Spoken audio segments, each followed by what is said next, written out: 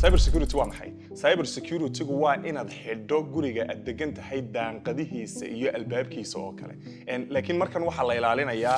digital information kaaga ama muxuu ahaa privacy kaaga online ka oo in aan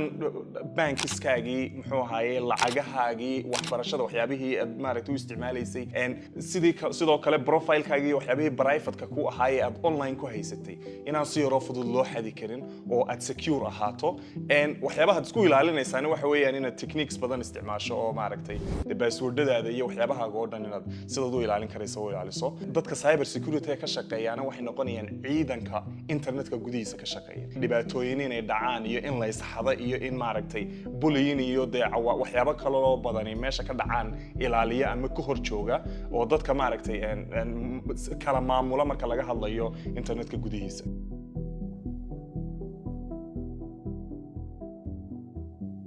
sababta cyber security waqtigan hadda lagu jiro uu muhiimka u yahay waxa weeyaan nolosheena waxyaabaha ugu muhiimsan oo dhan waxa imika aynu ku qabanaa online hadaynu ka hadlayno lacagaheeni iyo baanankeenni iyo wixii aynu haysanay hantideeni oo dhan waxay taalaa online shaqadeeni dadka badankooda dad badan baa shaqadoodii online ka shaqeeyo oo remote work sidayda oo kale online badanka shaqada muxuu ahaayay ku qabta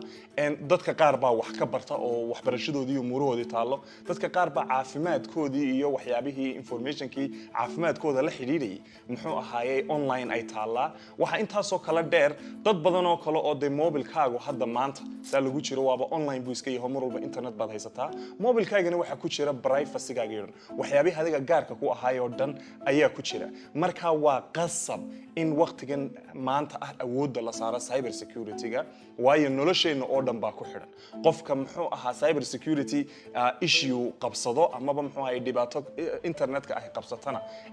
de runtii dad badan baa noloshooda lagu baabin karaya dad badan baa dhibaatooyin badan lagu gaarsiin karaya dad badan baa lagu dhici karaya lagu xadi karaya marka lacagaheeni wixii muhiimka ahaa oo dhan online bay yaalaan adduunyadiina siday u dhan tahay waxaad moodaa in dhinaca digitalka loo sii guurayo marka waa aad bay muhiim u tahay in awoodda la saaro amaba muxuu ahaayay focus achieve la saaro oo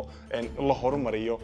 cyber security-ga waxaynu naqaan haddaynu tusaalayaal bixino dad dhibaato lagu gaarsiiyay online attacks amaba online breach waxa kamid ah imika maalmo dhaweeytoole businessyada markaynu ka hadlayno maalmo dhaweeytoole waxa dhacday shirkadda la yiraahdo Coinbase in lacag ku dhow 400 oo milyan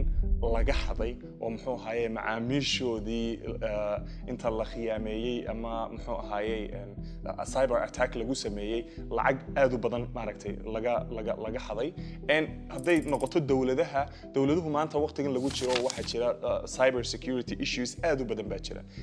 systemyada dawladaha qaar baa de hubkooda xataa uu online yahay marka waxa macquul ah in muxuu ahaa dawlad kale ku attack gareyn karta amaba hujuum ku sameyn karto iyada oo cyber attacks isticmaalaysa hadii dawladdaasi aanay maaragtay si fiican u taxadirin oo ayna datadooda online ka ah muxuu ahaayay si fiican u ilaalin marka dadka laga hadlayo individualska amaba dadka gaarka ahna de waxa laga xadi karaa lacagtaad haysato ee baankaaga ku jirta personal information kaaga laga xadi karaa waxyaabo sensitive sawirro sensitive data sensitive oo muhiim ah ku ah adiga oo dibadda inay u baxda aanad rabin baa laga xadi karaa oo hadhow toolana lagugu maaragtay tahdiidin karaa amaba lagugu dhibaateyn karaya in wixii la doonayo laga sameeyo marka haddii la dhayalsado cyber security-gu dhibaatooyin aad u badan buu ku leeyahay nolosha bini'aadamka nooc doonahaada ama shirkad ha ahaado ama qof gooniya ha ahaado ama dawlad ha ahaato sida bay uga faa'iidi kartaa muxuu ahaayay dawladii in ay strategy aad u adag ay samaysato oo dhinaca cyber security-ga siyaabo badan bay runtii uga faa'iidi kartaa labun baynu kala qaadanaayo midna economically midna waa security wise economically waxay uga faa'iidi kartaa in ay kalsooni dhisanto kalsooni baananku ay ku kalsoon yihiin dawladda muxuu ahaayay e-commerce platforms iyo suuqii wax lagu kala iibsanayay lagu kalsoonaado investorska amaba dadkii wax maal gashanaya laftoodu kalsooni badan ay ku qabaan in muxuu ahaayay strategy-gaasi uu noqon doono strategy dadka caawinaya oo wax badan muxuu ahaayay lagu kalsoonaan karaya amaba de dhibaatada lagaga hortagi karayo marka waxa dhismaysa kalsoonida wadanka iyo dadka jooga iyo dadka hungureynaya amaba raba in ay muxuu ahaa investment ku sameeyaan inay kalsooni buuxda haysan doonaan oo ay og yihiin in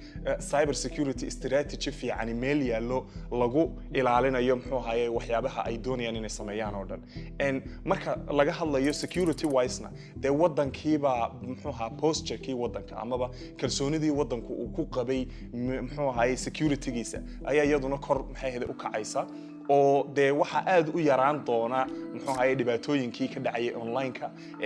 wadanka laftiisu de safe zone buu ahaanayaayo de inaan electricity-ga wadanka laga jari karin inaan muxuu ahaa daatada ay dawladdu leedahay la hagareyn karin oo kalsooni buuxda jirto oo ah de maaragtay lama ataagarayn karayo meeshaas ama meeshaas ayaa runtii iman doonta waxa kale iyaduna meesha imanaysa inay dad badan ku dhiiradaan oo ay muxuu ahaayay hungureeyaan ama ay jeclaadaan inay cyber security field-ka iyo technology-ga soo dhex galaan maadaama oo wax successful oo noloshii dadka oo dhan aad u saameysay oo wax badan u qabatay ay tahay waxyaabaha ugu badan ee ay dawladdu uga faa'iideysan karto ama ay samayn karto si kor loogu qaado cyber security-ga iyo maaragtay awoodeena cyber security ahaan waxa weeyaan marka ugu horeysa in investment maalgelin lagu sameeyo waxbarashada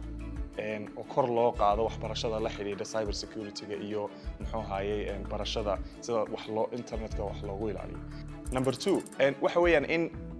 local expertise la train gareeyo ama iyagana sidoo kale investment lagu sameeyo oo la dhiirigeliyo local talentska amaba dadka gudaha jooga ee xiiseynaya ama jecel waxyaabahan in wixii laga caawin karayo laga caawiyo marka saddexaad raise public awareness in laga hadlo awareness la sameeyo wacyigelin la sameeyo oo dadka maaragtay lagu soo daro fikradan ah cyber security inay wax muhiim ah tahay oo qof walba ilaashan karayo xogtiisa iyo maaragtay waxyaabaha la xiriira online-ka uu ka qabto oo dhan sidoo kale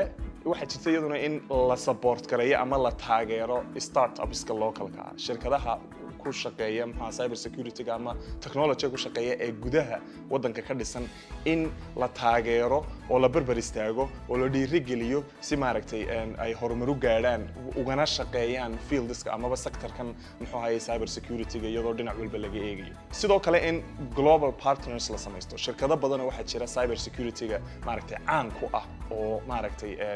si fudud wadanka loola partnership loola sameyn karayo muxuu ahaayay lala shuraakoobi karayo oo dadka training u sameyn karaya oo dawladda wax bari karaya oo shirkadaha laftooda halkan wadanka keeni karaya oo maaragtay qayb ka furi karaya waxa kale iyaduna aad u muhiim ah in shirkadaha waaweyn ee wadanka ka jira iyo dawladdu ay ka wada shaqeeyaan in waxbarashada muxuu ahaa cyber security-ga kor loo qaado oo maaragtay awareness iyo wacyigelinta iyo waxyaabahaas oo dhan kor loo qaado oo ardayda jaamacadaha dhigata dib loogu celiyo oo jaamacadaha iyo shirkadda iyo dawladdu ay wada shaqeeyaan